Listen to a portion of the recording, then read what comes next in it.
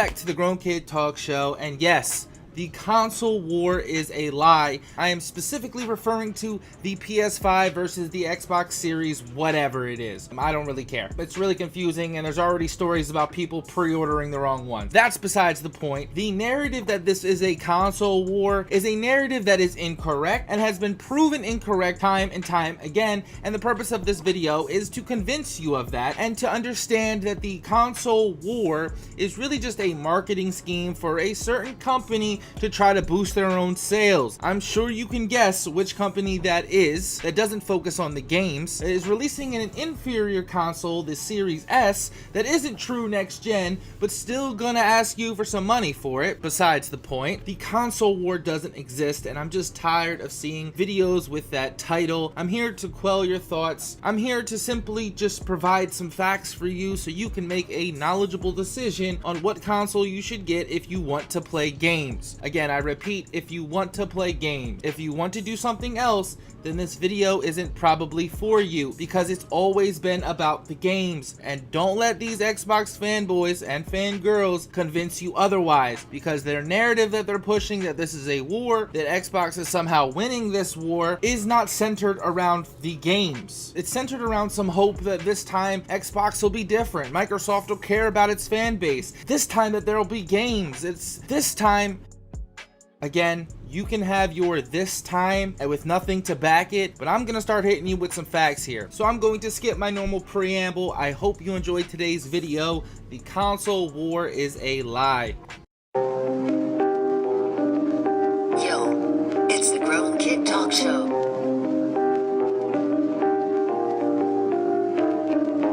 Yo, it's the Grown Kid Talk Show. Yo, Grown Kid Talk Show.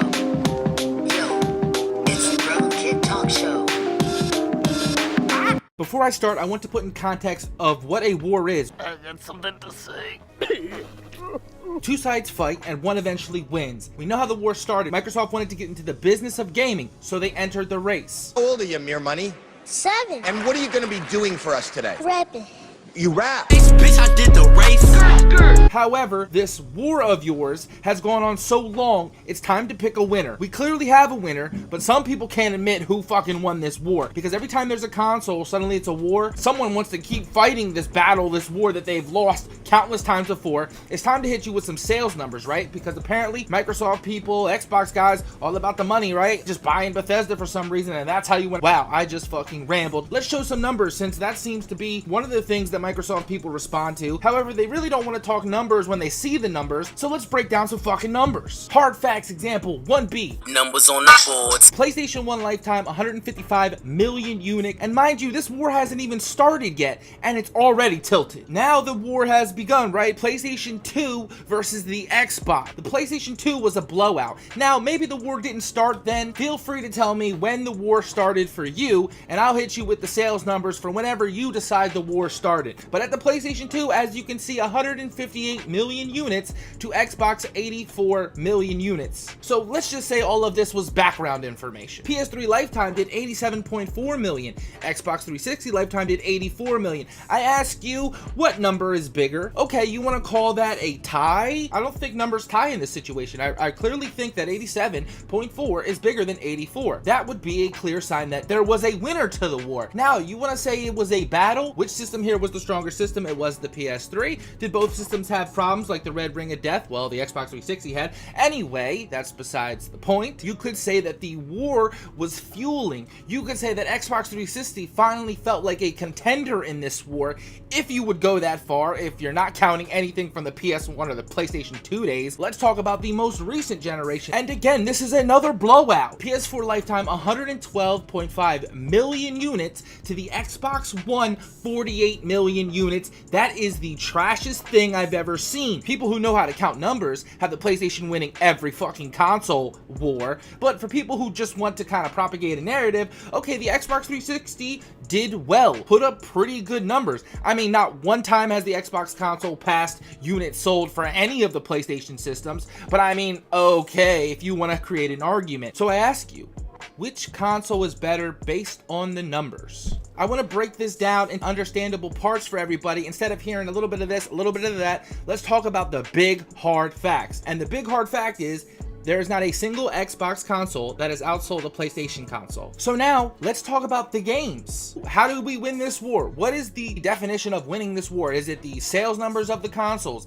Is it the games that come out on the consoles? I mean, those would be two great identifiers for who wins a console war. I mean, if you ask an Xbox person, I'm sure they would come up with something else. So do I really need to cover this? Probably not, but I think I'll give you a nice little fact out there just in case you were wondering. The last Xbox exclusive that won Game of the Year was 2007 BIOSHOck. Now, you might think that this statistic is slanted. However, I consider the VGAs, which are December 10th this year, super excited about, to be our quintessential video game award show. If you want to use some obscure-ass websites, Game of the Year, as a fact that Xbox has won something, you go right ahead. But I'm going to move to the future, and I'm going to give credit where credit is due. The VGAs is our video game award show. That's what it is. It is our Grammys. If you can't accept that, I'm sorry, you're behind the times. 2007 BioShock was the last time that an Xbox exclusive held such a prestigious title. I don't think I need to mention that was 13 years ago. Let that sink in. That's how much Xbox cares about the games. 13 years with no console exclusive game of the year. What does that tell you about the games? And I can see it already, you're defending it. Well, how about we go to this generation and talk about the games? Yo, it's the Grown Kid Talk Show.